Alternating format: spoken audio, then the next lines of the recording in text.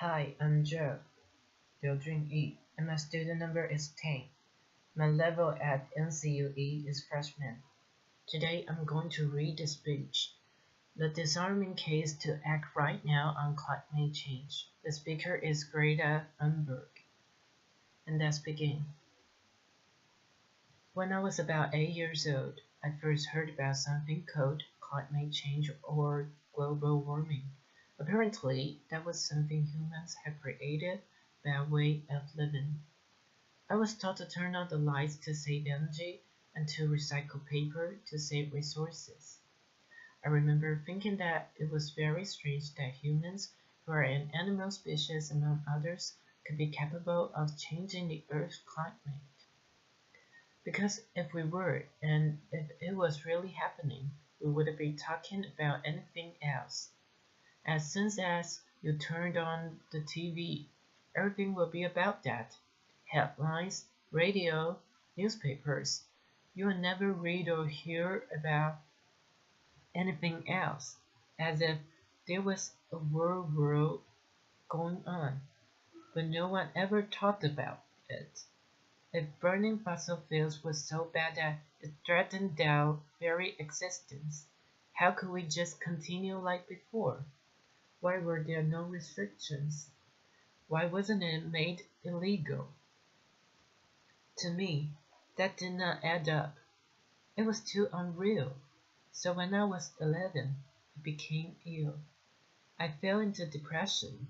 I stopped talking and I stopped eating.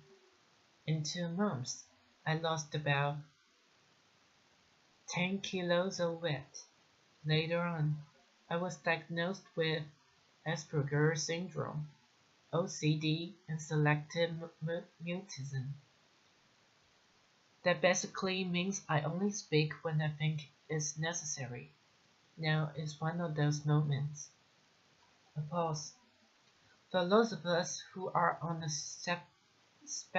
spectrum, almost everything is black or white.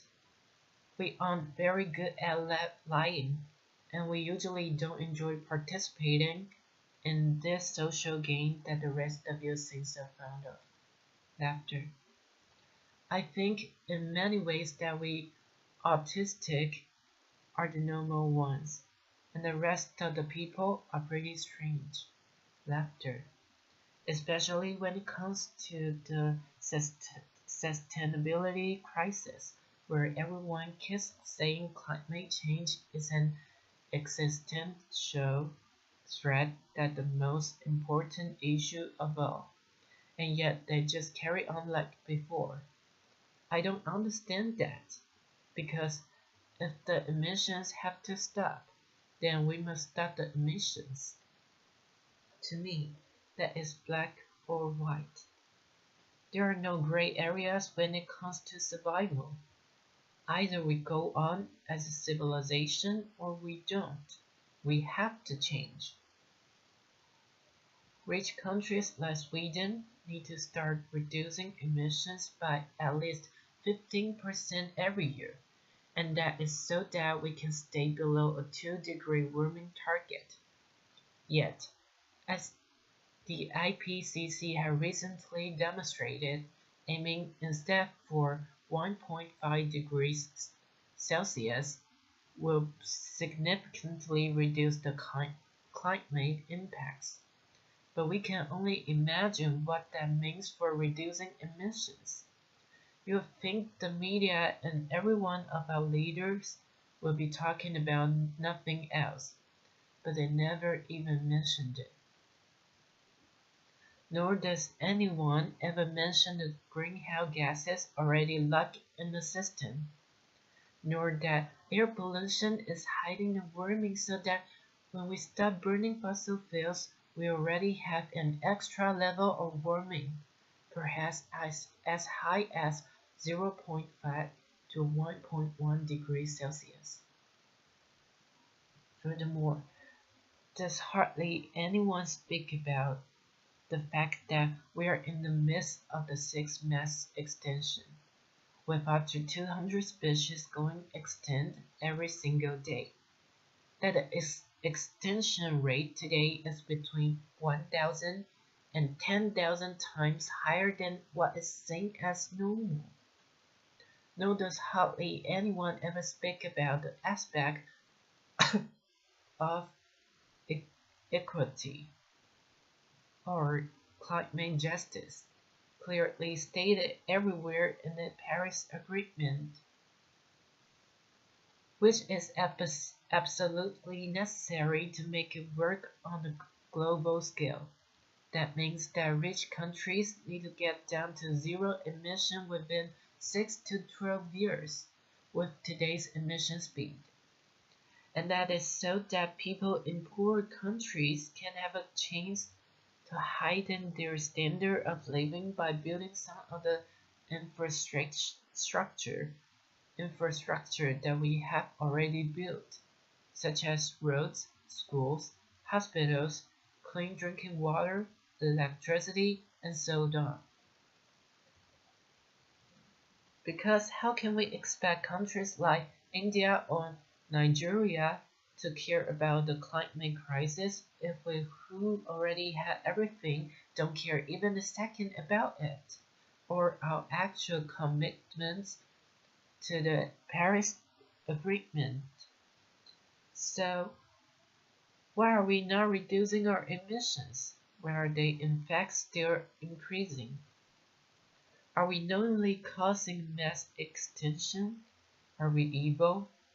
No, of course not.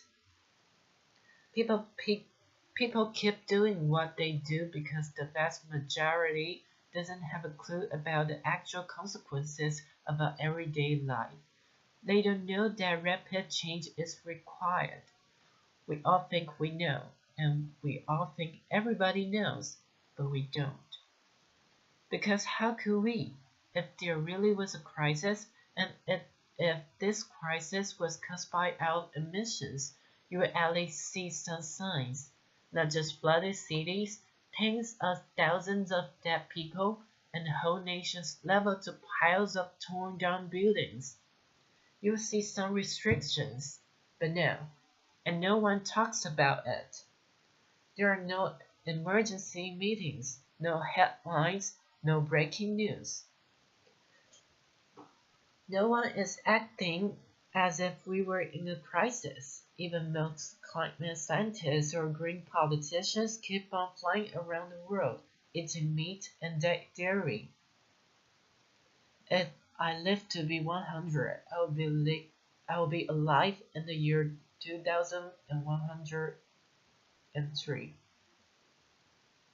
When you think about the future today, you don't think beyond the year 2050. By then, I will, in the best case, not even have lived half of my life. What happens next?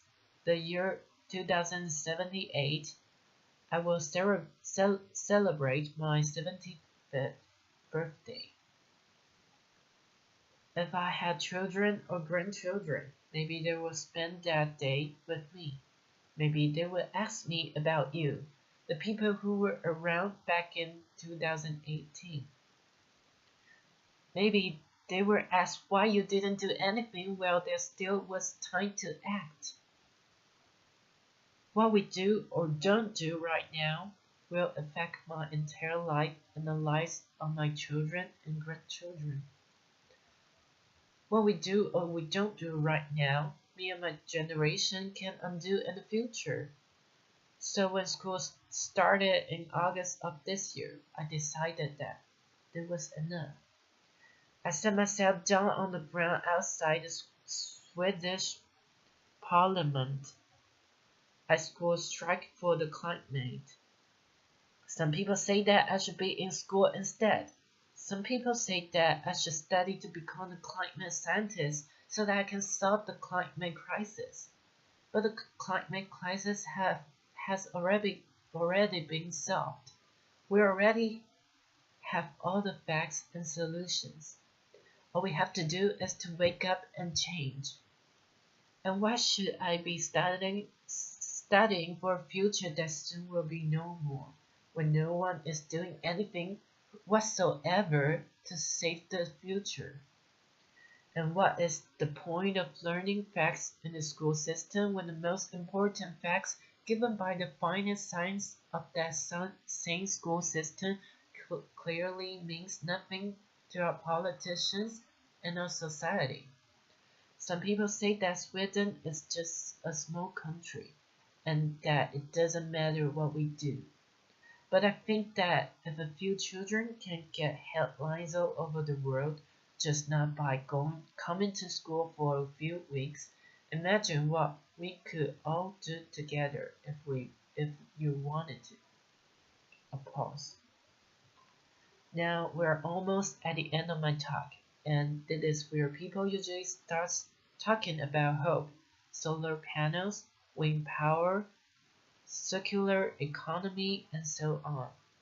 But I'm not going to do that. We've had 13 years of prep talking and selling positive ideas, and I'm sorry, but it doesn't work. Because if it were half, the emissions would have gone down by now. They haven't. And yes, we do need hope. Of course we do. But the only thing we need more than hope is action. Once we start to act, hope is everywhere. So instead of looking for hope, looking for action, then and only then hope will come. Today we use 100 million barrels of oil every single day, and there are no politics to change that. There are no rules to keep that oil in the ground, so we can save the world by playing by rules. Because the rules has to be changed. Everything needs to change, and it has to start today. Thank you. A pause.